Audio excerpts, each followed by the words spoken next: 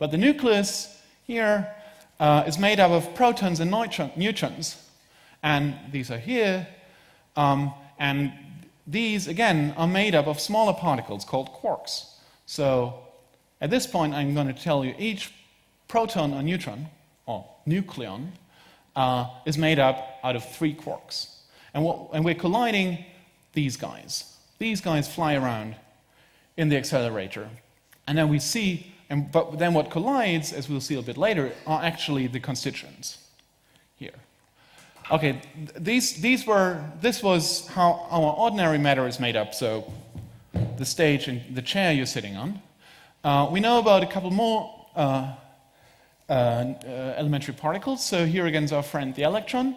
It has 2 cousins called muon and tauon, which are exactly like the electron, just heavier. And they have kind of shadow friends called neutrinos, 1 for each of these guys. So these guys are called leptons, and they're basically heavier electrons, although these guys don't have charge. And then there are these quarks I've been talking about.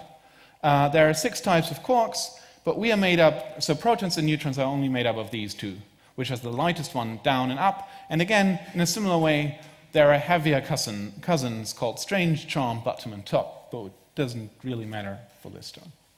So, but these are all the particles in the standard model, well, the matter particles, plus there are forces. So to all our knowledge, there are only 4 forces in nature. Everything boils down to these forces, except if there's telekinesis or something. But we haven't observed this in the lab. Everything we have ever observed in the lab is explained by only 4 forces. And the main force, I usually have an apple, right? I drop the apple and then say, this is gravity. We all know this.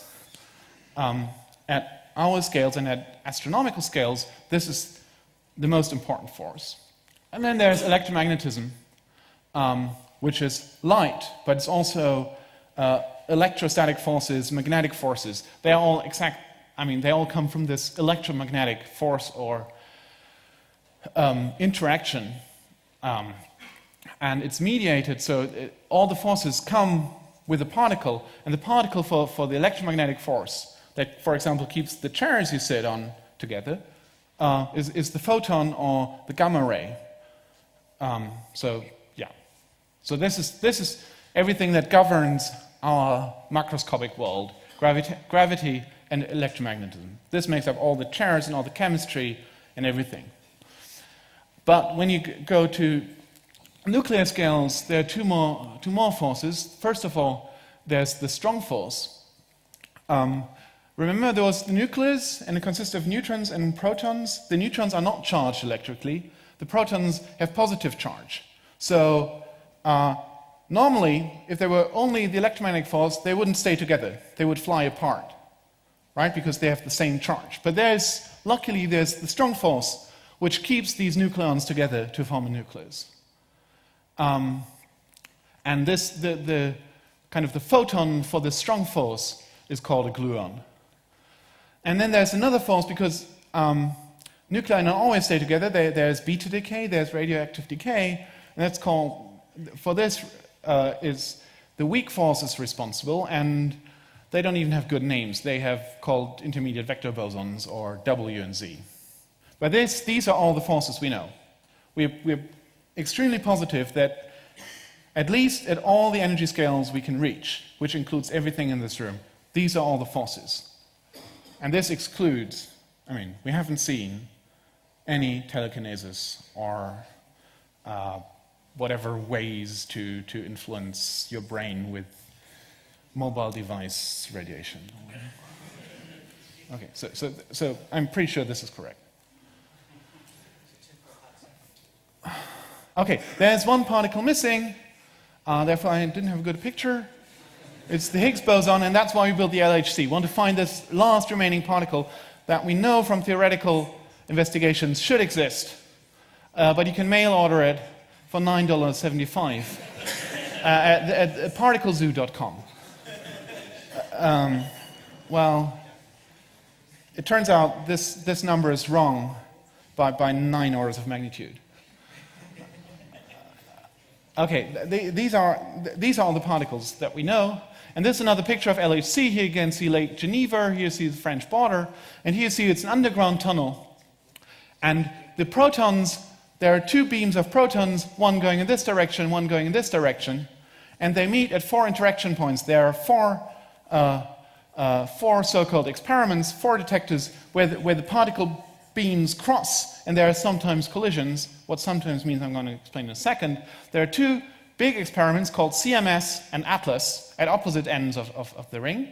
So you always want to have more than one experiment because you want to double-check the experiments from the other groups. So these are different detectors. They're not, different people build these different detectors using different design ideas. So you can always double-check the physics. You don't want to build 2 of these rings. They're too expensive. You just want to build 2 experiments. And there are 2 special purpose experiments, LHC-B and Alice, that I'm not going to cover. So, my dig is bigger than yours. So 27 kilometers circumference. It's 50 to 175 meters below the surface under Switzerland and France. There are 2 beams of protons, and each has 7 TeV. You should say, ooh, because that's a big number. That's about an order of magnitude bigger than than the previous accelerators.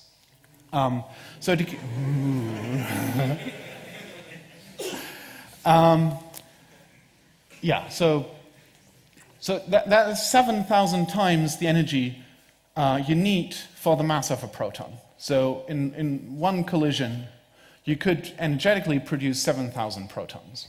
Okay?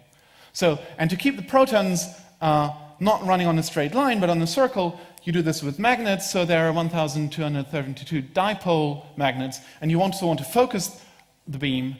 So the beams are roughly 2 millimeters diameter. And you could see the pictures of the beam profile in Feife's talk yesterday, where he talked about the black holes. He had a picture from the control panel. And there are 392 quadrupole magnets, and these are all superconducting magnets. So this is a big technological obstacle. Because they're superconducting, you have to cool them. You have to cool them to 1.9 degrees above absolute zero. And to do this, you use 96 tons of liquid helium. That's kind of the same order of magnitude of all the helium that's produced in a year in the whole world. So there are not only 2 protons in this beam. There are many protons in so-called bunches. So in each beam, there are 2,800 bunches, and they go around 11,000 times per second around the ring of 27 kilometers. And so all the protons in the beam are 10 to the minus 9 grams of hydrogen, and they have a total energy of 724 megajoule. That is the energy of 173 kilograms of TNT. But this is all in the amount of hydrogen that you would have in a gas phase at the size of a grain of sand. So this energy is in the kinetic energy in the beam. And that means so many bunches with so many revolutions. That means these bunches cross at the interaction points once every 25 nanoseconds. I've talked about the accelerators. There are order of 10,000 scientists involved from more than 100 countries. So it's really a global enterprise. And the total cost is 9 times 10 to the 9 currency units. Doesn't really matter. Some for the accelerators, some for the experiments.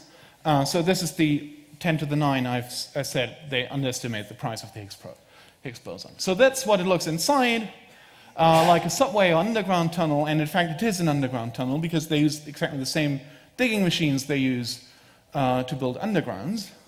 So here you see this is the pipe, and you see it's slightly bent here. That's what it looks in the tunnel. This is the pipe at the surface. So actually what you see here, this thing, the pipe goes into the picture. This is a magnet. Doesn't look like a magnet, doesn't have the green and red part, but this is a superconducting magnet. So these 2 pipes here, this is where the 2 beams go, beam 1, beam 2. This is where the liquid